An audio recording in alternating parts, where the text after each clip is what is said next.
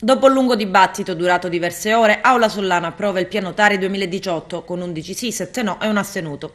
Le bollette della spazzatura saranno più leggere per gli agrigentini, novità anche per chi ha nel nucleo familiare studenti fuori sede con meno di 24 anni, che abbiano un regolare contratto di locazione per almeno 9 mesi all'anno. Queste famiglie potranno usufruire di uno sconto in bolletta, nella parte variabile della tariffa, di 60 euro in meno a studente. Il sindaco Lillo Firetto parla di una storia di civiltà. Tante erano le difficoltà e numerosi gli ostacoli, spiega il primo cittadino. C'era un esubero di operatori ecologici che gravava sulle famiglie e sulle aziende. Ben 168 dipendenti per meno di 60.000 abitanti. Furono ridotti di 48 unità senza che nessuno di loro si trovasse senza occupazione.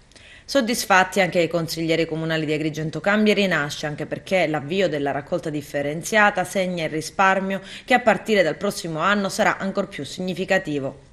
Nel dettaglio Pietro Vitellaro, capogruppo di Agrigento Cambia, spiega come in 3 anni si è riusciti a rivoluzionare un sistema inefficiente mantenendo ciò che era stato promesso in campagna elettorale.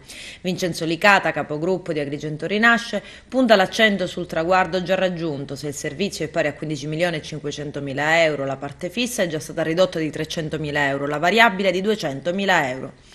Passa in aula anche la mozione Tasi. Il Consiglio ha approvato il mantenimento dell'aumento della tassa sui servizi indivisibili ed intanto il Comune, con in testa l'assessore al ramo Nello Amel, è alle prese con la bonifica delle numerosissime discariche che verranno ripulite entro aprile. Saranno inoltre installate delle telecamere a circuito chiuso per identificare gli eventuali cittadini che abbandonano i rifiuti.